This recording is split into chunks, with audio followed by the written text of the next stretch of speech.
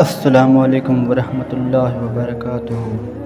میرا ویڈیو بنانے کا مقصد صرف یہ ہے کہ آپ کا نبی کریم صلی اللہ علیہ وسلم کے احکامات کے ذریعے سے ایمان کا جذبہ ابھاروں۔ ایک دفعہ عثمان رضی اللہ عنہ نے ابن عمر رضی اللہ عنہما سے کہا، جاؤ قاضی بن کر لوگوں کے درمیان فیصلے کرو۔ انہوں نے کہا، امیر المومنین، کیا آپ مجھے معاف رکھیں گے؟ عثمان رضی اللہ عنہ نے کہا، تم اسے برا کیوں سمجھتے ہو؟ تمہارے باپ تو فیصلہ کیا کرتے تھے۔ اس پر انہوں نے کہا، میں نے رسول اللہ صلی اللہ علیہ وسلم کو فرماتے سنا ہے کہ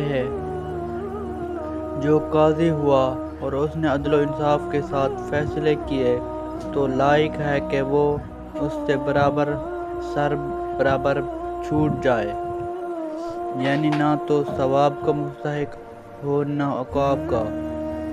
اس کے بعد میں بھلائی کی کیا امید رکھوں؟ شکریہ۔